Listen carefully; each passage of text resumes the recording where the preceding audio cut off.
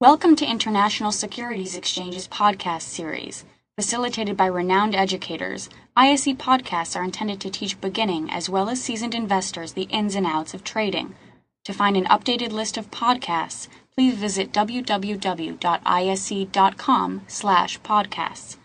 Please be sure to listen to our important message following this episode regarding the risks of investing in exchange-traded options. Okay, hi everybody. Good afternoon. Thanks for joining us today. Welcome to this afternoon's webinar. Today's session will be hosted by Jason Ayres of OptionSource.net. He will be teaching us about using in-the-money options to trade your FX views. Jason is president and co-founder of OptionSource.net, providing education and opportunities in the stock and options market for the last 5 years. Jason is a derivative market specialist by designation. Throughout his career, he's been actively educating investors on the utilization of options for managing risk, cash flow, and leverage. This includes the development of many strategic relationships with some of the most prominent brokerages and exchanges in North America. All right, and we will now turn it over to Jason, who let's do also a quick sound check to make sure everyone can hear us today. Yes, absolutely. Good stuff. I guess it'd be great if I could get a quick confirmation. Perhaps let me know. All right, good stuff. Thanks, guys. I appreciate it. Yeah, we were having a little mix-up here with respect to the software, and I couldn't tell whether I was muted, unmuted, or even in the meeting. So always the joys of working with technology in a live environment. But thanks very much for joining us here this afternoon. And, of course, as always, it's a pleasure to be working with the ISE and talking about trading our FX views, utilizing the fantastic series of options that they have available through the exchange. So today we're going to take a look at utilizing in-the-money options to trade our FX views, and it's really going to be a focus on just comparing the characteristics of an in-the-money option versus the other choices, of course, that we have to make, and just understanding how to determine, really just what makes an option in the money and the different variables that influence those particular types of options. As always, just want to remind everybody that this afternoon's presentation is for educational purposes only. You guys know that before you click the buttons in any market live, you want to make sure that you understand the risks involved in doing so. We're of course going to look at a couple of examples today that might have some relevance to the market over the last couple of days, and I just want everybody to understand that these are for examples and for educational purposes only, and I'm not trying to telegraph my expectations as to what I think the U.S. dollar is going to do against these particular pairs. So with that in mind, folks, let's just move forward here. First of all, I would assume that at this point everybody has taken the opportunity to at least educate themselves a little bit on the basics surrounding the ISE FX options that are available to trade. They've done a fantastic job at making a number of currency pairs available. Of course, U.S. dollar based against a basket of or a variety of different currencies. And one thing that makes this particular type of option so unique is that you can actually access them through any typical options broker. So anybody that you're trading options, equity options with currently, you can in fact access these particular options through them as well. We at OptionSource and through our business provide education in a number of different trading a number of different markets, including the spot market, spot currency market. And the one thing that we always reinforce, even for individuals that are interested in trading spot currency, is that the FX options market makes it fantastic, or creates a fantastic tool or opportunity to trade a bigger picture view on a particular currency pair with with a limited and identifiable risk exposure. And in fact, although this afternoon, obviously, we're going to talk specifically about utilizing an in-the-money option contract, and we'll talk about trading a very sort of simple directional bias based on these currency pairs, we have to understand as well that there are many different strategies that we would utilize in the equity options world that we can apply actually to these and utilize these FX options for as well. Now, they are cash settled in U.S. dollars, European-style exercise, which means that even if we're planning on writing these FX options to generate cash flow, we don't have to worry about early exercise. In fact, we can't be forced out of a position until we want out of that position, in which case we can, of course, close it at any time. So there's a number of really great characteristics surrounding these FX options that make them very attractive to trade. And as I mentioned earlier on, you can buy a call, buy a put to trade a directional view, but you can also create many of the different combination strategies that we like to apply in the equity options world to mitigate risk or generate cash flow or whatever it is that we want to do with those particular options. So just another reminder as well, guys. Every week we actually publish the ISE FX Options Weekly Outlook. We here at Option Source are very much technically based when it comes to trading any market, and so what we've been fortunate enough to be able to provide to the ISE is a technical overview of the major FX options pair values with our interpretation of what we believe the trend in force is, and ultimately the potential ideas for trading a directional bias. Now, with that in mind, what we're doing is we're just applying very simple techniques to determine probability of direction. And those of you that have joined our ISE webinars in the past will know that we have done several on using technical analysis, which I think is a very powerful tool when identifying specific opportunities.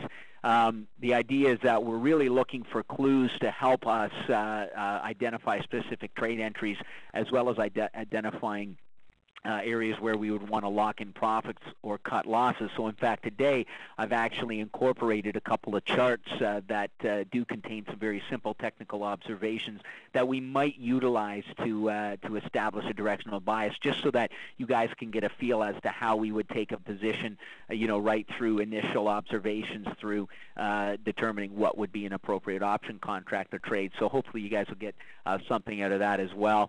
One thing that we know as traders, or we've learned as traders, is that we always need to keep an open mind. It's very easy for us to get caught up in a particular directional bias and then be influenced to trade in that direction. But if I can just impart just a little bit of wisdom here, and many of you, I'm sure, online have been doing this for quite some time as well. But we really, when it comes to trading, we always want to keep an open mind and recognize that this is a business of probabilities.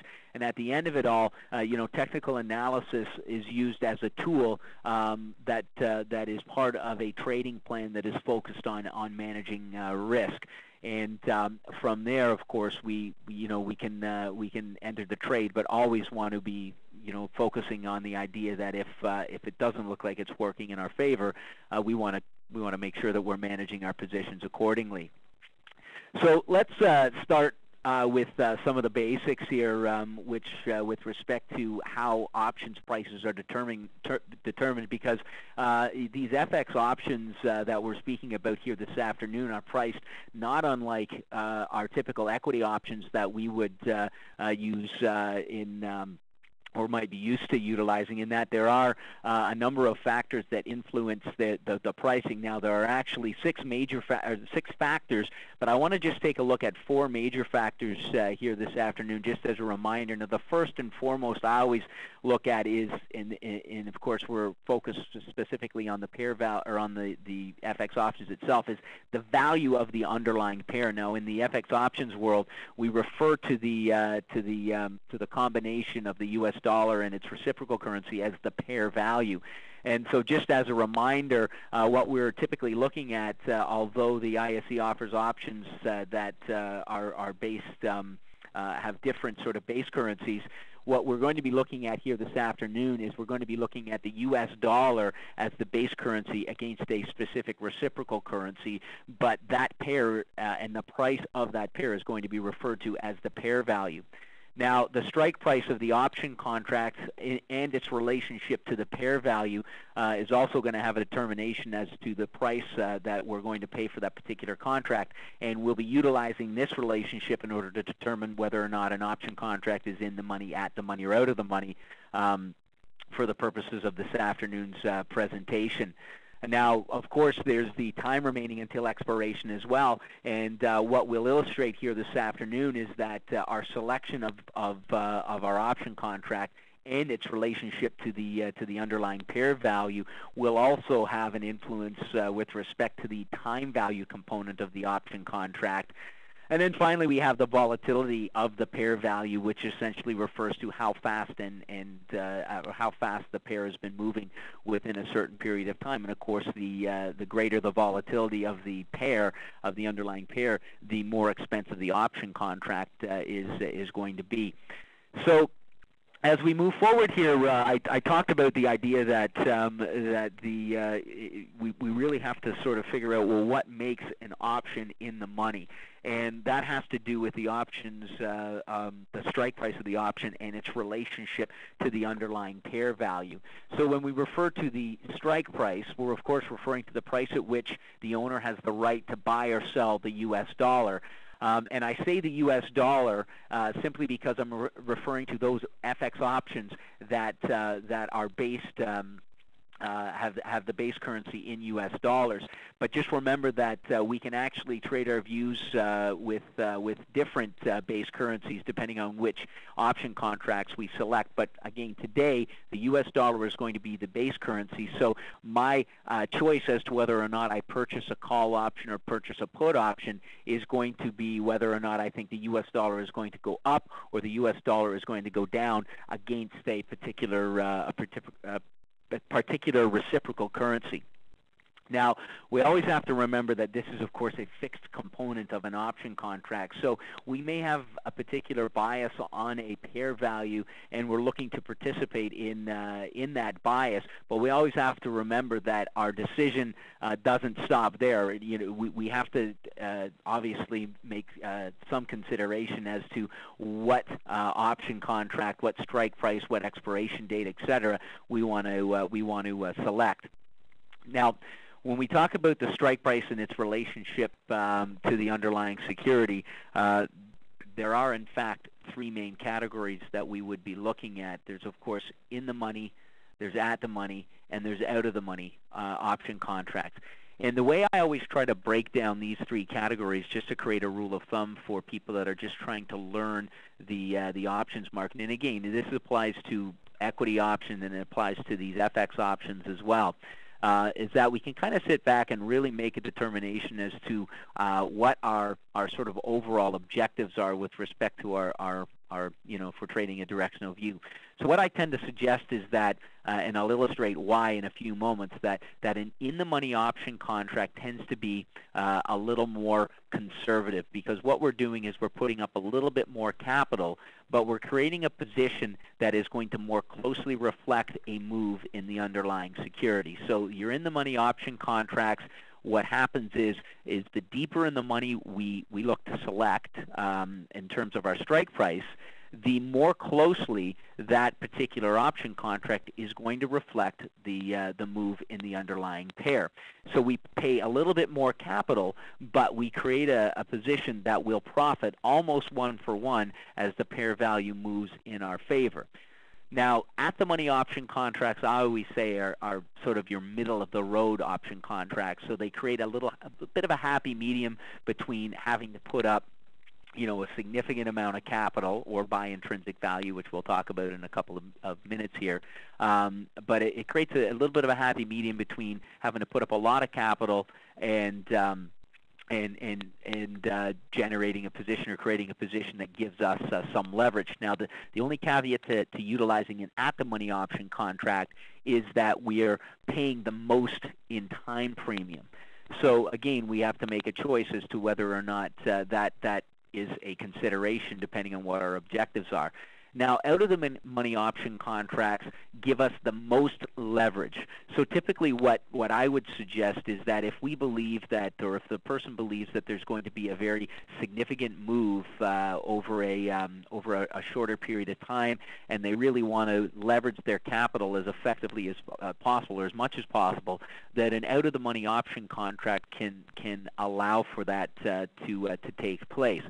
So I again, just to reiterate sort of my generalization of these three categories, in the money, I suggest a little more conservative, more closely reflecting a position in the underlying security, giving you a profit or loss for that matter. It's a double-edged sword, closer to 1-for-1. At the money is kind of your middle of the road, and then out of the money is kind of like your long shot, where you're utilizing a significant amount of leverage. And we're going to actually compare these three different types of options with a particular example here, and we'll talk about the pros and the cons of each of them as we move forward.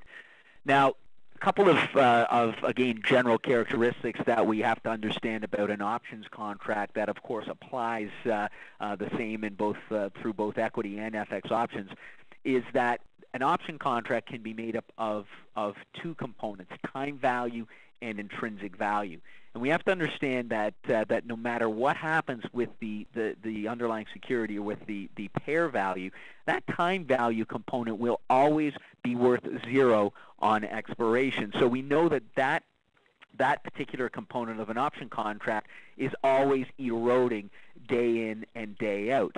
And so what happens is if we choose an option contract that is made up entirely of time premium, and we're paying an option, let's say an at-the-money option contract, where the time premium is at its greatest, we stand to lose the most if the underlying pair does nothing. So our risk in using an at-the-money option contract is that if nothing happens within the time frame that we've allocated, we're going to lose the most in relation to the two other choices, in the money or out of the money, simply because we know that time erodes to 0.